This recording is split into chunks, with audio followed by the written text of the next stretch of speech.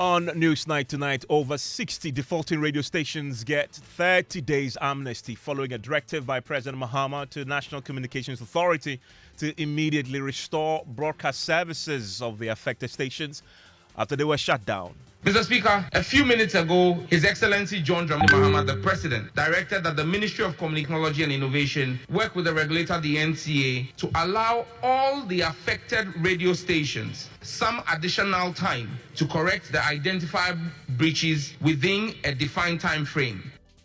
By the President, by the minority in Parliament, they're accusing the sector minister of heavy-handedness and political witch hunt. This business of it happened yesterday, so we must continue this vicious cycle. Mr. Speaker, it won't help any of us. Of license owners were passed by the NPP. So I am surprised that today the leader of the minority will stand in this chamber and say that it is unconstitutional and a violation of the Constitution. We are live in Parliament where the minority, they've been addressing a news conference accusing the President of interfering with the NCA. Also tonight, potential breakthrough in nurses and midwife strike standoff following intervention of Parliament's Health Committee. We had a very fruitful deliberation with the nurses. The nurses are going to have a session with their council, and we are hopeful for a good news. In business, agri sector workers expect strong performance of the sector to impact prices on the market and inflation from next month. And in sports, with just 99 days to the kickoff of the expanded 48-team World Cup, Black Stars forward Christopher Babunsu is promising to help secure Ghana's place in the football's biggest stage. And I also hear from you tonight, 055-11-11997. And we start tonight with the announcement earlier today that 60 radio stations were to shut down. In fact, many of them had already been taken off air. Imagine the shock and panic that they had to deal with when the Communications Ministry made that announcement that suddenly they were to go off air. Some indeed were already off air and have been off air all day. But just when it seemed like the plug was about to be pulled, including Asase Radio, by the way, and Wuntumi FM, President Mahama stepped in with a lifeline, a 30-day amnesty to pay their fees and get back on air. Now, the ministry's initial decision to shut these stations down sent shockwaves through the media landscape, with many questioning the timing and motives behind the move. The minority in Parliament, they were quick to cry foul, accusing the government of heavy-handedness and political witch hunting. But President Mahama's intervention has brought a measure of calm to the situation. The amnesty gives the stations a chance to brief, settle their debts, and continue entertaining and informing listeners. Communications Minister Sam George has been giving some more details on this on the floor. 1. FM stations that have been issued expiry of authorization letters for failure to apply for renewal. Number 1. Life World Broadcast Limited, operating in Ofinso on 94.3 FM. 2. Akpini Communication Limited, operating in Pando on 96.7 FM. The Ghana Institute of Journalism, operating in Accra on 97.7 FM. Press Express Limited, also known as Daily Guide, operating in Accra on 91.5 FM. Kantanka Media Limited, operating in Cape Coast, 92.1 FM. Chinias Empire Limited, operating in Tumu, 96.3 FM. Mr. Speaker, number 9, Wuntumi Multimedia Company Limited. Wuntumi Multimedia Company Limited, operating in Takrady on 101.3 FM. Number 10, Wuntumi Multimedia Company Limited, operating in Accra on 95.9 FM. Well, he says the infractions of these 62 stations include operations that had gone on for years without a license, operation with expired licenses, among others. The preliminary audit revealed over 600 active radio stations with frequencies, many of which were inactive, expired, or improperly renewed. Mr. Speaker, as of this morning, the NCA has commenced phase 2 of our regulatory enforcement following the broadcasting regulation frequency audit.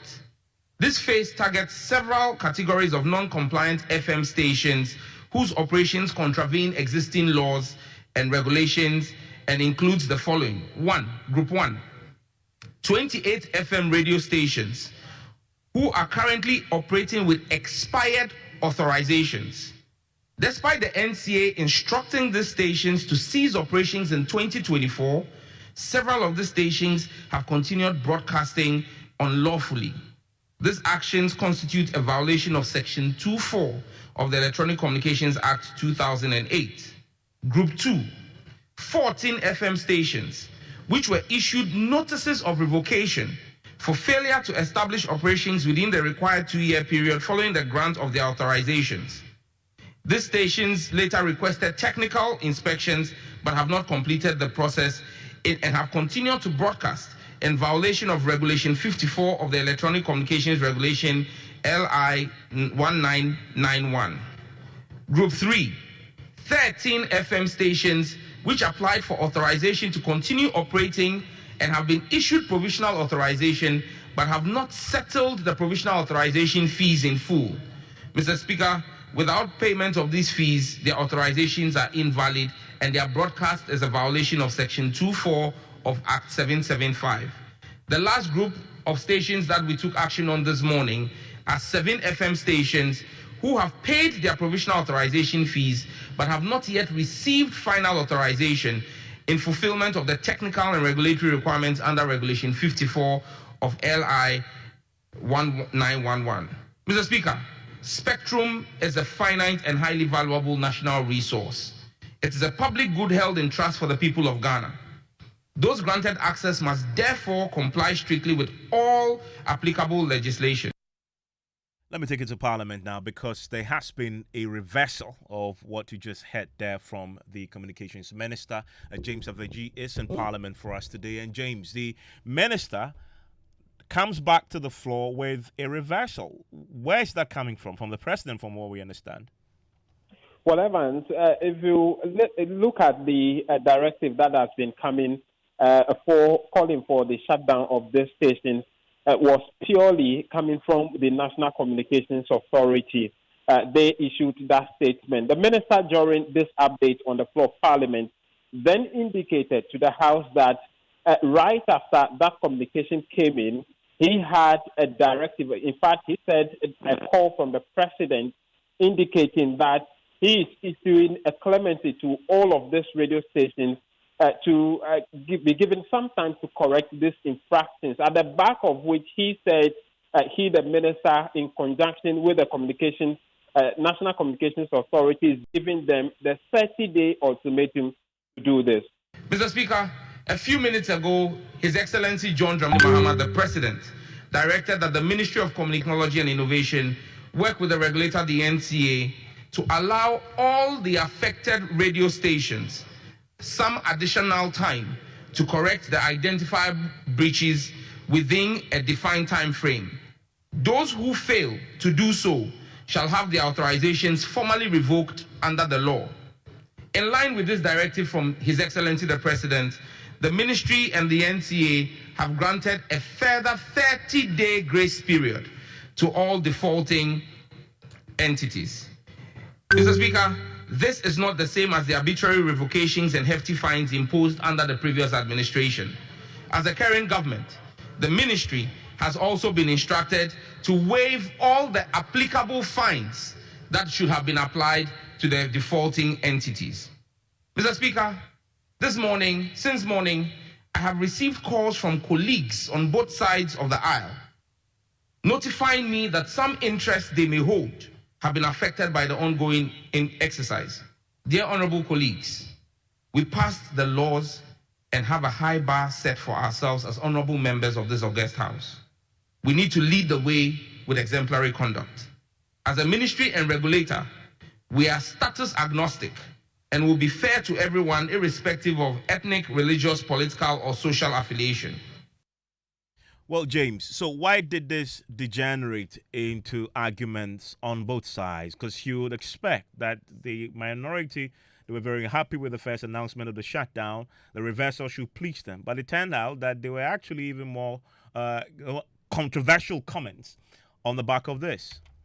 In fact, Evans, this, according to the minority, is because of the sudden change of the position of the now Minister for Communication.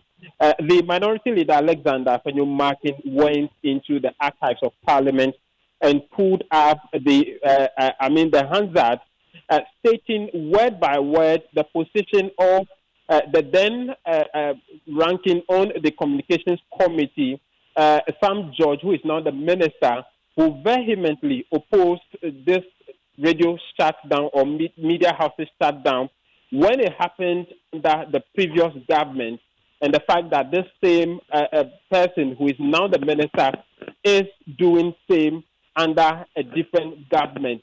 He went on to state the fact that this kind of political ball games must end, warning that if power changes, some of these things, the positions taken by the government now, may itself under the next government if care is not taken. Okay, so but what about the reversal announcement by Sam George? Because I know that the minority also addressed a news conference shortly after this became an issue on the floor. This press conference was addressed by Honorable Charles Etiako Oredo, who is the deputy ranking on the Communications Committee. It came as a surprise to us, especially with the issues he commented on, because according to him, they are accusing the president of interfering in the powers of, in fact, they describe the president's directive as an interference in the powers of an independent constitutional entity, which is the NCA, who they believe is carrying out their legal mandate under the law. They feel that the president's directive is just a political play that is coming after they've been backlash to the government for doing what they term as a wrongful act by shutting down this station. They say that this was all planned out, and so it's just a play that the government is acting by the minister, the NCA issuing the directive for the shutdown, only for the president to come and claim that he's giving clemency to these stations. They think that this is an affront to the law. And so it becomes a bit confusing what exactly the minority's position is on it.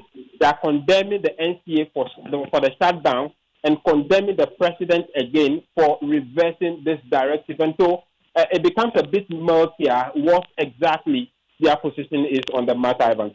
James, thank you very much. Let me bring in Charles Oredu now. He is the deputy ranking member on the Information and Communications Committee in Parliament. He addressed that press conference on behalf of the minority. And Charles, your side on the floor, you condemned the shutdown. Then when it was reversed, you condemning the president for reversing it. Reconcile the two for me. Yeah, Ivan, thank you for the opportunity. Ivan, clearly what happened today was that it was clearly so. Ivan, if the president knew that he was going to give Charles, you have to forgive me. I need to get you on a better line because this line is stuttering and is not helping with the conversation. We'll get him back on this pretty shortly. We'll also be hearing from the Minister in charge of communications for the government, Felix Kwachifusu, who will join us pretty shortly. And I want to hear from you too, 055-1111-997. And as you know, today, Asase Radio was offered. They've been offered all day. And partly, in fact, was confirmed by the owner of the station, Gabi Asara-Chidako, that indeed they've been off, but partly because of some payments that they were supposed to make last year that they had failed to make, and that is why they've been off. As you know, there were other MPP-affiliated stations like Wuntumi that also went off air, and so you can imagine that the minority side would be raising the issues on the floor, accusing the government of witch hunt. And thankfully, Charles is back on the line, and hopefully we can get him on a better connection that won't stutter. Mr. Redu, you were reconciling those two positions, one condemning the shutdown on the floor, the second condemning the president for reversing the shutdown. So, Ivan, there are two issues. So one has to do with the decision today by the minister, and then emboldened by to shut down the 64 stations. So the point we are making is that one, what the decision of the minister to me today is far-fetched, because the 1992 Constitution provides for the freedom of the press and that of the media. We all know the role the media plays in our society, in entrenching and strengthening multi-party democracy and whatnot. If you look at the list, about 90% are community radio stations. And we know what they do. Joy FM, for example, is syndicated to a lot of these radio stations across Ghana. A lot of people listen to news via syndication. So now if we shut down about this 90%, how are people going to find out or get to know what is happening in the country? More so, these radio stations are not committed. The other point had to do with the fact that they knew. The minister couldn't have taken this decision without consultation. But it wasn't a minister's decision or an NCA decision. Oh, the minister controls 100% the NCA.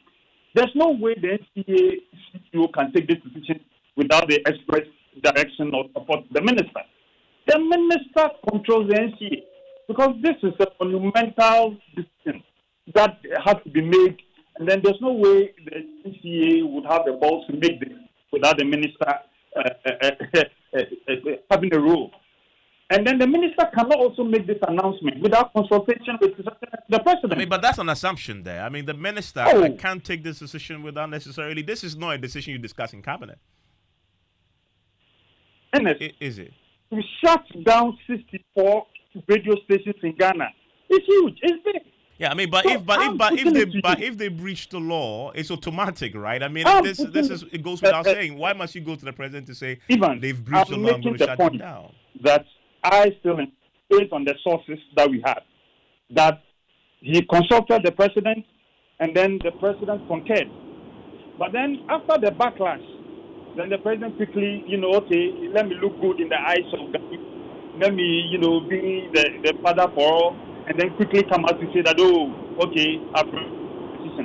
I've given them clemency, and that's up to 30 days to right the wrong. And that's what we are against, because the president even does not have the authority to do what. So there are two separate things. One is that we are condemning that decision to ban the 64 radio stations. That one is separate. And then, now we are monetizing free speech in Ghana. We are monetizing free speech. But if you look at the number of jobs this radio station. Yes, no doubt. I have a job here because the radio station is broadcasting live, and I'm talking to you. I mean, but you cannot condemn the shutdown of the stations, and at the same time, when the president reverses the shutdown, you condemn him for doing that too. I mean, let's assume what you're saying. Well, let's assume let's assume your assumption is right, that the president was in on this all along. He has reversed it. Isn't that what the overriding point should be? If he knew he was going to reverse this in 3 minutes, why should he just up the ante by getting the minister for communications to issue this ban? That's what I'm saying. It's a well-calculated thing. They can sit down and say, okay, let's put this so that I'll come out looking good. That's what they are condemning. Even. I mean, what is there to gain for a government to invite onto itself criticism and public backlash only to amend it hours later? What's there to gain? I'm trying to get why the president will agree to something. Because I don't know. I don't know what they are seeking to gain by banning 64 radio stations, and then in 3 minutes they'll do a 360. But isn't that why? Because Ghanaians are smarter. Isn't that why? Read between the lines. Isn't that why this assumption of yours is potentially flawed and only based on conjecture, which is not grounded in any evidence or fact? Well, I have my sources. We have our sources. Then this is what we are being told. But even if I even follow your logic, then if they knew that they were going to reverse this decision, then why do you ban it? No, that is your argument, that he knew and they banned it still to reverse it, so it makes the president looks good. And I'm asking you, you are a You've politician. been in government before. No, but you are a politician. Before. Oh, So so this. in parliament, you have friends. We have friends. So you say you've been. At the opposite side. You So say we talk amongst ourselves. You said We you've know been in what's government happening. before, so this is what your government used to do. No. If I say I've been in government before, it means I have the experience. I know what goes on in government. And I'm telling you that such decisions in government, there was no way a minister for communication would have just gone ahead to ban 64 radio stations without alerting the president. It's not possible. That's what I'm saying. I've been in government before. And then such a decision cannot be taken without alerting the president. And finally, just before I let you off, you made the point that the president's decision to reverse is an interference in the work of the NCA. Evans, clearly, if I should go by what you are saying, that the president didn't know, if I should go by the argument that the president didn't know about this ban, then what powers does he have to reverse this decision, this ban? Because clearly he's not close with the power to give clemency or to pardon this before radio station. Yeah, but clearly, that's the job of the NCA. Yeah, and if you're right, then the shutdown should have been enforced by now, because the president could not have reversed it, and this is something you're fundamentally opposed to. So that puts you in a situation where separate issues. You want to eat your cake and have it.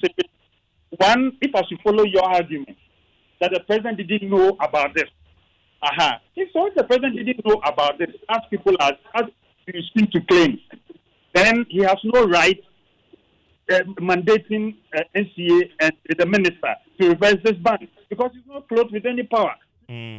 Charles, I'm grateful that you joined me. He is a deputy ranking member on the Information and Communications Committee. And Suleiman Abrahima is executive director of the Media Foundation for West Africa. Sule, where do you stand on this particular subject? I know you are fundamentally, ideologically opposed to any shutdown of a radio station, and that the authorities should use the remedies available to always correct any infraction, and that this should be an ultimate last resort. So it was shut down. It's been reversed. What's your reaction? Well, Evans, good evening, and I should say that our position has always been that the best case scenario is to not have a situation where a radio station will be shut down.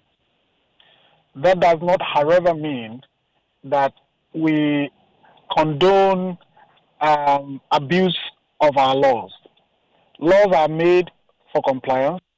Laws are made for a better running of our society. And therefore, when people go against the law, it's not something that we can endorse. In fact, I think that is why we have the prisons, the police, the institutions of enforcement, and so on, all to ensure that our laws are complied with. And so there's no way I would justify any action on the part of frequency owners to not comply with the authorization conditions. I think it is good that the president has stepped in to say, let us give them some time to regularize and make sure that they comply with the laws for their frequencies that they hold. And I think that is something that we must commend. I find it quite difficult to understand the position of the MPP today. I was listening to the honorable member a while ago, and he was talking about the importance of press freedom, media freedom, and all of that, which is really great to hear from him. And I say it is great because it appears that it is only in 2025 that he may be appreciating the importance of press freedom or freedom of expression.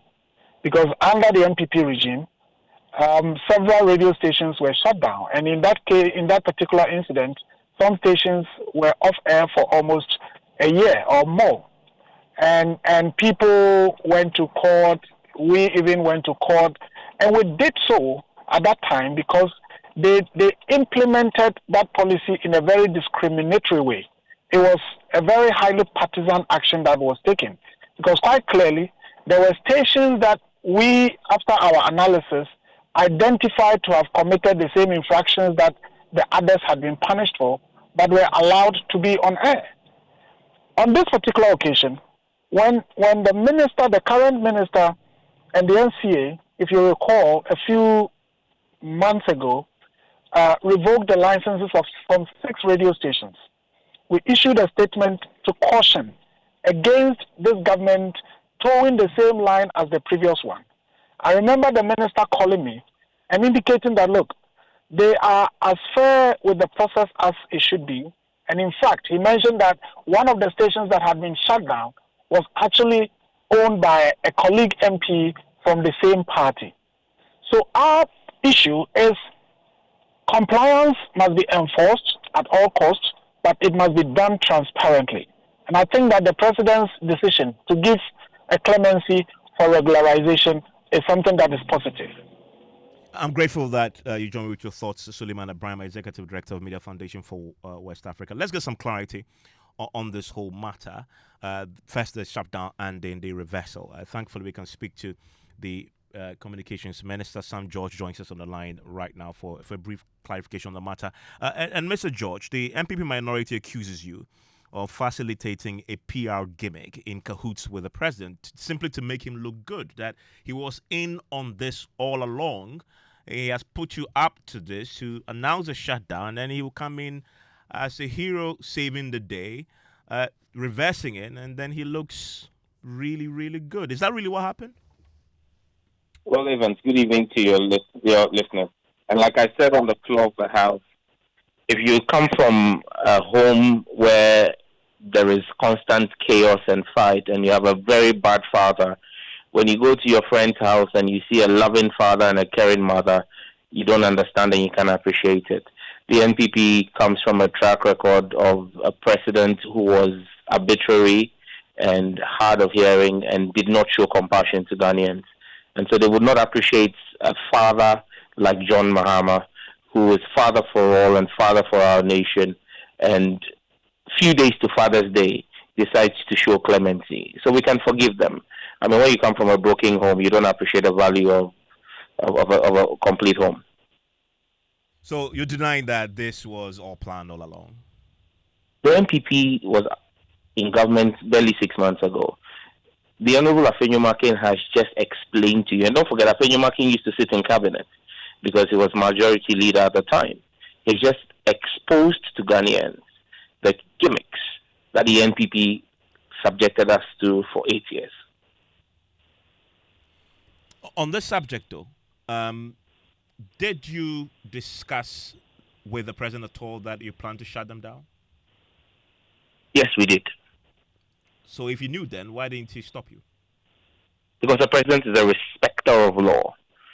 And when he allowed us to proceed on it, he took a decision when we started enforcement that said, let's allow another 30 days. Because don't forget, there was a lot of calls going back and forth once the shutdown started around 8 a.m. this morning. And so the president reached out and said, you know what, let's give them further room. He says, for the avoidance of any doubt, so that people do not wake up and say this is a clamp down on media freedoms. Because, Evans, in some of the instances, the NCA wrote to the defaulting agencies in 2022. To me. Because, and I'm making specific reference to to me, because the minority made it a case. The minority leader, Afenyomakin, made reference to me on the floor of the House. To me was written to in December 2022. Written to again in February 2023. Sam George was not minister at the time. Fianco was not Director General at the time. And so if today, a media house that was written to in 2022 ignored it because they felt that their principal was a highly connected person in that government, ignored the regulator in 2023 again, and in 2025, the regulator is carrying out enforcement. How does anybody call this a witch hunt? Evans, we're speaking on a network, on a platform, radio platform, like Asasi. Asasi was affected as well. And I'm making reference to these two because they were singled out by the minority leader in his submission. I could take you through all the multiple stations that were affected, but he spoke to two, and that's why I want to address them. Someone who is very connected with Asasi, Mr. Gabriel Tredako, did a post admitting that Asasi ought to have renewed in October, but only renewed in December. But let's even be clear about that. Asasi did not need to renew in October. Their license expired in October. And the law is clear. You must renew your license 90 days, before the expiration of the license. So if the license expires in October, it then means October, September, and August. It means that by July, you must have made your indication to the NCA that you would reapply or for renewal. If you waited for September or August, that would have been within the 90 days. Even in that time, per the law, your application will not be considered a renewal. In their case, instead of renewing in July, they only came to renew and they were granted on the 29th of December 2024. So was it a case that media houses affiliated with the NPP were flouting the law and disregarding the regulator simply because they were connected to power? And only after they lost the election, they decided to then rush to try and start the process and not complete the process? These are questions we must ask. And if Joy and other media houses like you, who have not been covered by these infractions, have stood on the law, obeyed the law, and been good corporate citizens, should we say that because of freedom of the media, we should shut down the regulator and allow everybody to misbehave the way those who have suffered these breaches have misbehaved? And very finally, since the president knew about this before it happened, fair to assume then that his reversal was down to the backlash that this decision received? In fact, I think that there's been more backlash for the reversal. In fact, the public and the media fraternity is happy with what we're doing. Because you see, Evans, it speaks to impunity that when I did the first phase of the shutdowns 3 months ago, 6 stations were shut down. That was enough signal to erring entities to have immediately gone to the regulator. But because they are recalcitrant, they decided to call the bluff of the regulator. Today we've done 62 or 64. We've been asked to reverse and give them grace period. We've given 30 days. In 30 days, we will clamp down on anyone who has not obligated the law. Because, Evans, we don't live, even in the jungle, there are laws of nature that apply. You agree? People cannot abuse the laws of our land. You agree, talking about laws, you agree that the president had no authority to reverse the decision of the NCA? Well, the president directed the ministry. He has the power to direct the ministry. He directed the ministry to engage the regulator for clemency. The president, within his executive powers, can give direction to the minister. The minister also can issue policy directives to the regulator. That's why when you read the president's statement, his directive was not to the regulator. His directive was to the minister. And the minister has also complied. I appeared before Parliament and complied with the directive of the president and gave policy direction to the regulator. We are a law-abiding party led by a law-abiding president who is caring and who has given the erring and recalcitrant media houses a fantastic Father's Day gift. The least they can do is say their gratitude to a good father. Sam George, I'm grateful. That is the communications minister there. And right after business, I have good news for you because members of parliament on the health committee, they are optimistic that there is an end in sight as far as that strike by the nurses and midwives are concerned. But George first, the business. When you mentioned good news, I thought it would be another Father's Day gift to us. Okay, that could be a Father's Day gift from the MPs. From the president. You want one? I want one. From His Excellency John Mahama. Not yet, but maybe he can still do something for me. Okay. President, good evening. Well, coming up in business, agri workers expect strong performance of the sector to impact prices on the market and inflation from next month. And IMF describes once the levy on petroleum product as prudent because of its impact on reducing the sector's debt. The business news on Newsnight is brought to you by MTN Business. Welcome to the new world of business. Kingdom Books and Stationery, your number one-stop shop for all your office essentials. Sinter's Tanks and Pepsodent, Herbal and Charcoal. You're welcome back to Business on Newsnight. Now, I expect prices of some foodstuffs on the market to start dropping by some significant margin from next month. Now, this is because of the strong performance and pickup in production of foodstuffs from April, that is from the agri sector, will start impacting the market. And the sector, for the first time in a long while, posted the highest growth of 6.6% compared to other sectors like services and industry. Let's hear from Edward Karewa. He's the former General Secretary of the General Agricultural Workers Union. It takes time for major sectors like this, when they begin to recover, to bring about the effect that will go with it. You know, it's like when you plant, you increase your production. You cannot immediately benefit from the output, but it will be realized in the future. So the impact on prices would soon come, but around this time, June, July, you will now begin to see prices will come down. Mind you, prices of foodstuffs is not only mainly about fiscal production. It also has to do with other linkages, which people would link it to the dollar, city dollar relationship. Now that all those factors are being aligned, then certainly if you go to the marketplace, prices will begin to come down. Edward Karewa is the former General Secretary of the General Agricultural Workers Union. The IMF has described as prudent decision by government to increase the energy sector levy on each litre of petroleum product. The president last week approved the bill seeking to place 1 cedi on each litre of petroleum products. Now, the move was part of efforts to deal with challenges in purchasing fuel for power production.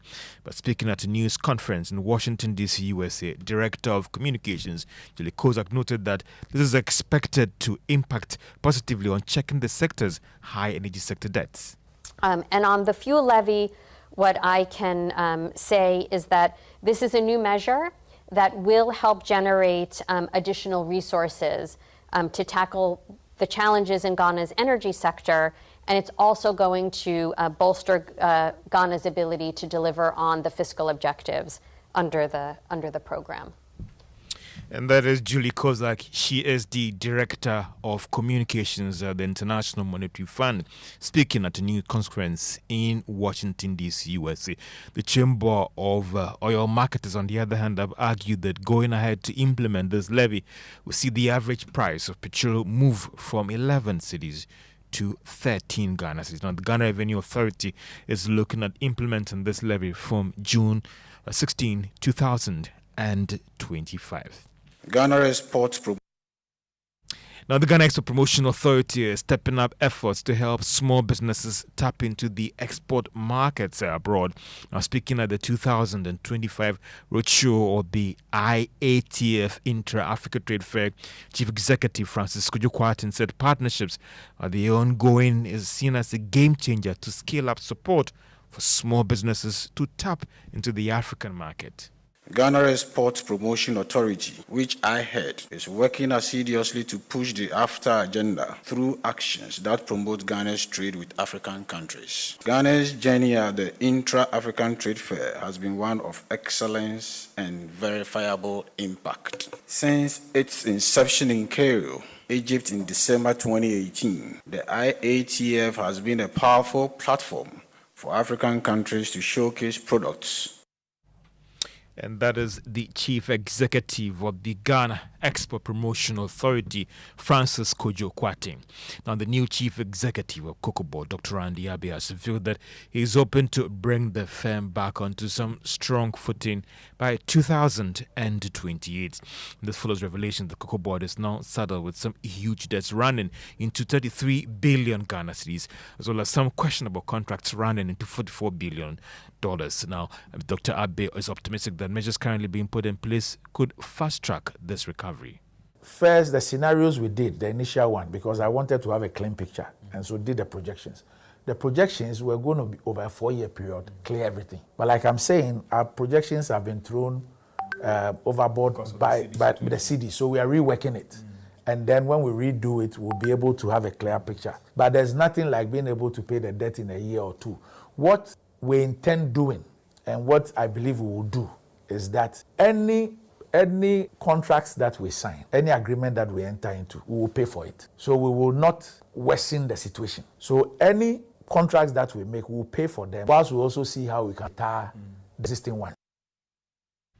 Now, Dr. Andy Abe is the new chief executive of Cocoa Board to the stock market. If you are a shareholder of Benso Oil Palm Plantation today, each share that you're holding was up by 5 pesos to close at 34 Ghana cedis, 25 pesos. And Evans on PM Express Business Edition live in studio as the economic advisor to the president, Seth Thekbe, is joining us as you talk about the Ghana cedi, financing Ghana's energy sector debts, and even development on the labor front and how we can effectively deal with it. And even the argument that it could cost us some 2 billion Ghana cedis if they should heed to the request of these registered nurses, and what has Cabinet got to say about it and all those things. So these are the issues. In studio with me, the economic advisor to the president, 9 p.m. on JoyNews and all our social media platforms. Uncle Seth. I'm looking forward to that. All right. Join George and Uncle Seth on, I don't know why I'm calling him Uncle Seth. He has a Father's Day gift for you. That's what we always call it. On PMS later tonight at 9 p.m. Let's do sports now. Amos back here. Yeah, Ivan, so we are now some 99 days to the 2026 World Cup, which will be taking place in USA, Mexico, and Canada. 99 days to go, and Ghana is yet to qualify for the tournament. Well, Ghana is sitting atop their qualifying group on 15 points and 4 matches remaining.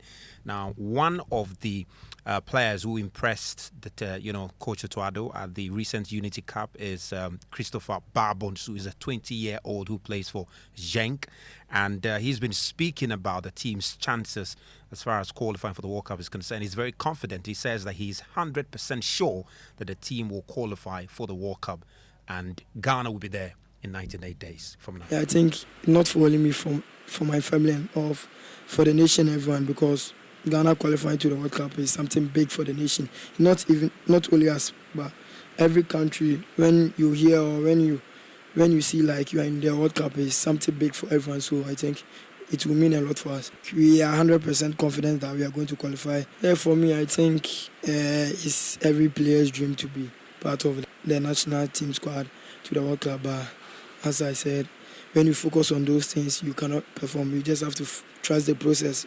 One after the other. Now I go to my club and I focus on my club and I give all to my club, and we'll see what will come next.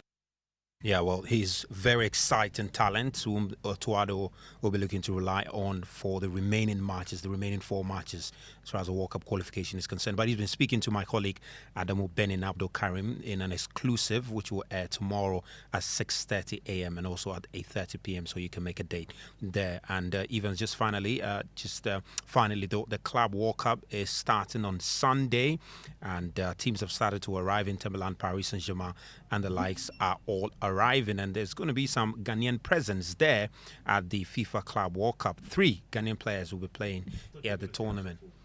No. 3 Ghanaian players will be playing there. Edmond Beidou plays for Red Bull Salzburg. They are participating in the tournament. Yao Yeboah also plays for Los Angeles in the USA. They also be participating. And Samuel Obeng Jaba, he plays for Wydad Casablanca. They will also be participating. So we'll keep an eye on them and see how they will fare. Ms. Bao, thank you very much. And I'm Chairman of Parliament's Health Committee, Mark Nawani, and Ranking Member Dr. Nana Uefiye are cautiously optimistic about the potential resolution to the ongoing nationwide nurses and midwife strike following an extensive meeting between the Ghana Registered Nurses and Midwives Association leadership and the Health Committee. Both parliamentarians expressed hope for a positive outcome. Speaking to journalists in Parliament, Dr. Uefiye described the meeting as fruitful.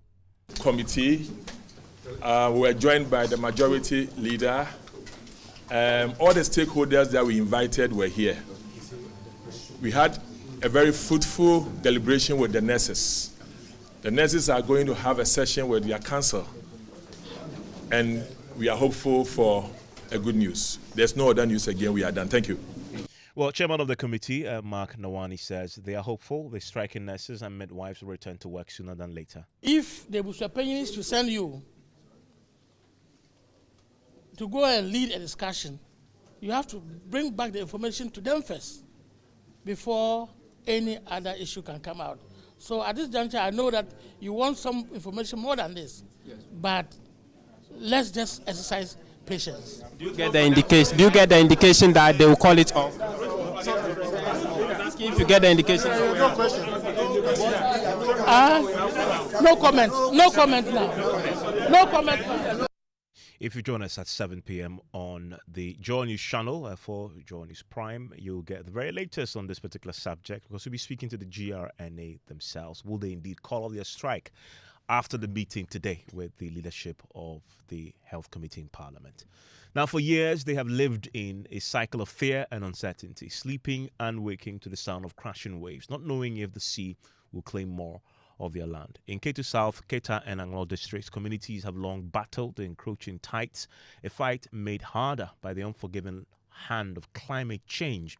As part of the JoyNews German Embassy climate talks, our next stop is Keta, the heart of Ghana's coastal struggle and resilience. MFA Tiamwa Eli has been speaking to residents and local leaders as we focus on promoting indigenous knowledge in coastal resilience. Twice a year, they brace for impacts, enduring weeks of flooding that uproot homes, destroy livelihoods, and deepen despair. Today, hundreds remain displaced, climate refugees in their own homeland. But in the face of adversity, how are these coastal communities adapting? How resilient are they? And what traditional knowledge are they drawing on to protect their future? What strategy are we going to use to protect ourselves from the sea? The best thing is the brick. You see, it's the only brick can protect it. Nothing again. There's nothing. Are you going to use branches, coconut branches, to protect yourself along the seabed? No. The best thing is the brick. But here is the case. The sea doesn't want even to see the brick at all. It breaks all every time into pieces. This problem started all way back in 2021. So up to now, you can see the number of people who are rendered homeless. Yet, whatever they are calling for, that the sea defense project should continue, doesn't continue. So I will talk about thousands of people who are rendered homeless without any help. When you talk about relocation, we would not relocate anybody in Agawaji community, well as the Asalakope and then Amocheno. So people, whatever we are doing is that to talk to them, to sleep with their neighbors. And that alone will not solve the problem. Meet Togbe Emmanuel Anum Tete, chief fisherman of Salakope, a coastal community in the Ketu South district. His surroundings paint a haunting picture of the devastation caused by sea erosion and tidal waves. The structure behind him once served as home to his extended family of 30. Today, 99% of that home has been swallowed by the sea, reduced to memories now buried beneath the waves. In my household here, we are about plus or minus 30. Our survival, since this started, I mentioned it already, we survive by the help of people outside and our children outside. We are being helped. Nobody know nothing because we can't fish anymore. We are fisher folks. That's the main occupation here. There are a lot of debris. That's the building, broken building in the sea. You can't use the net again. Today, very fortunately, as you are coming, in the morning, come here, come and see fish. Very close here. This morning, to call for an action is the president to intervene. They have to come quickly as soon as possible and dredge the sea for us to be stable. The sea will be stable. As soon as they dredge it, it will be stable. It won't come anywhere again, forever and ever, until we die. Well aware of the growing impact of climate change, we ask, have they considered any strategies to make their homes more resilient? After all, this home and resettlement, at least for now, is not an option they are willing to consider. Toby shares his thoughts. Nature is something you can't fight. What can we do to prevent the intervention of nature? Nature, whatsoever he plans to do, that's what it does. We couldn't have any plan.